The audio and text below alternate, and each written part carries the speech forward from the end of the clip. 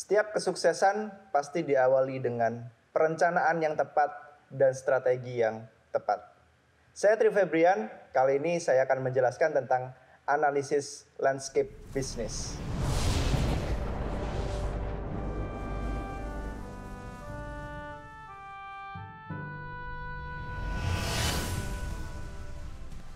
Menurut Hermawan Kertajaya, jika perusahaan ingin sukses berdasarkan prinsip marketing, perusahaan perlu menganalisis 4C Diamond. 4C Diamond terdiri dari change, kompetitor, customer, dan company. Berikutnya adalah STV yang terdiri dari strategi, taktik, value. Dan terakhir, perusahaan perlu mengaudit PCS yang terdiri dari people, customer, dan shareholder. Berikut merupakan model dari marketing submodel SME. Yang pertama, di kolom pertama, itu terlihat 4C Diamond yang terdiri dari change, kompetitor, customer, dan company.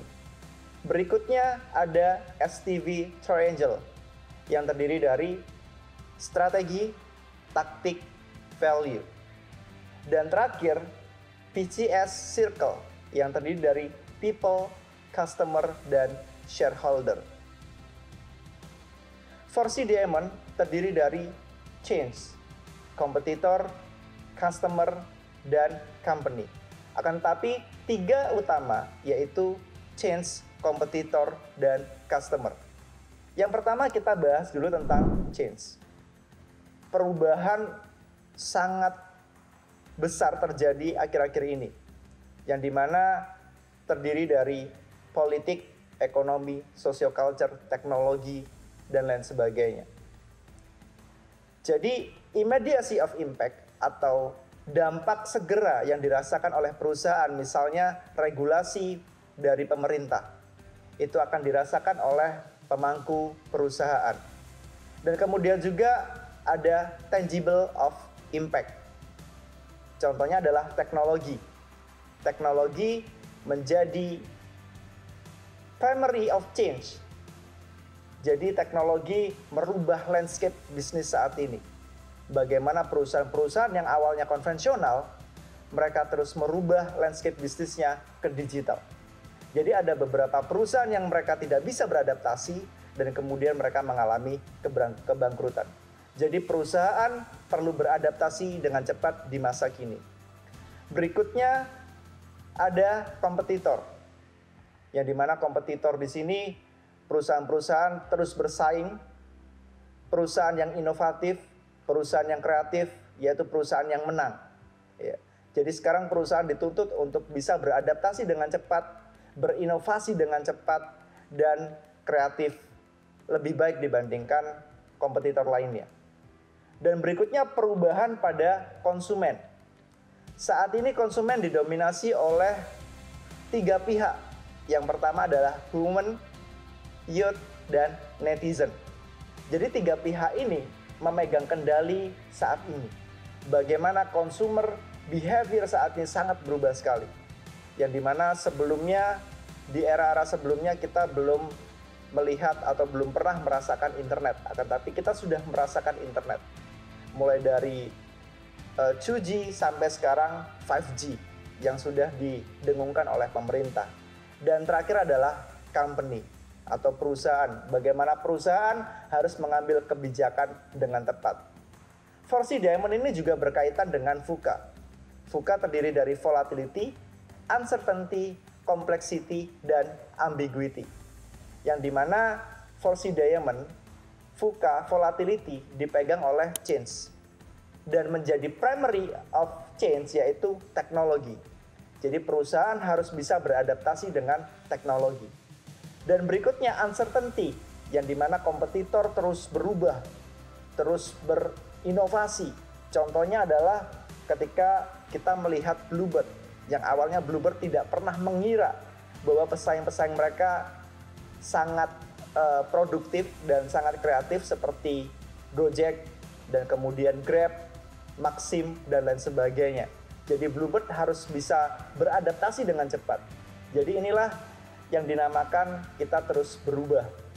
Dan berikutnya customer. yang dimana perilaku konsumen juga berubah berdasarkan generasi mereka.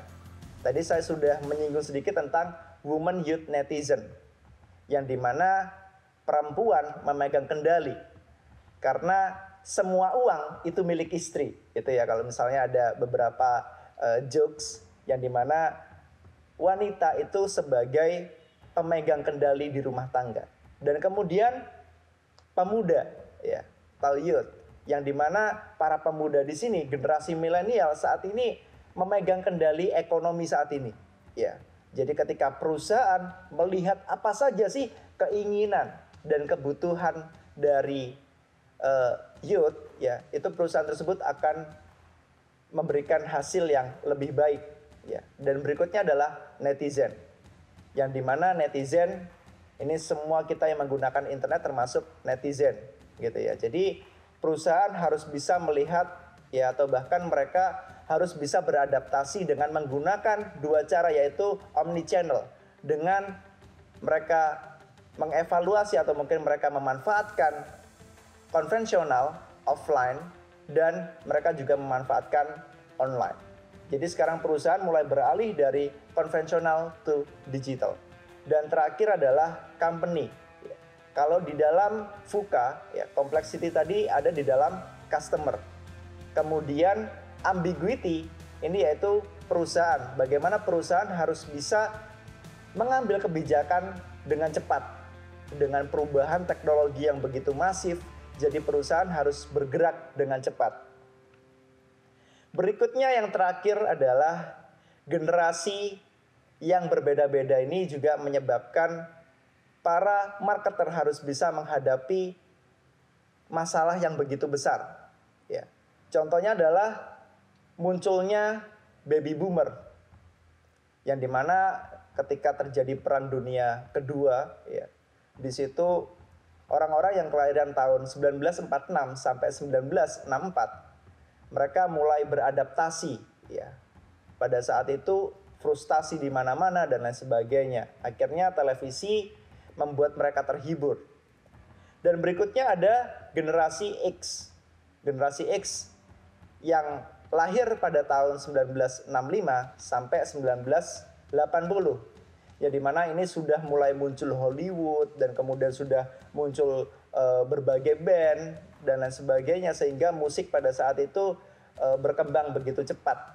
Dan kemudian ada generasi Y, yang dimana lahir pada tahun 1981 sampai 1996, ya, yang dimana ini sudah muncul bioskop, dan kemudian kita juga pada generasi ini, saya pun juga masuk ke dalam generasi ini, kita menikmati MTV dan lain sebagainya.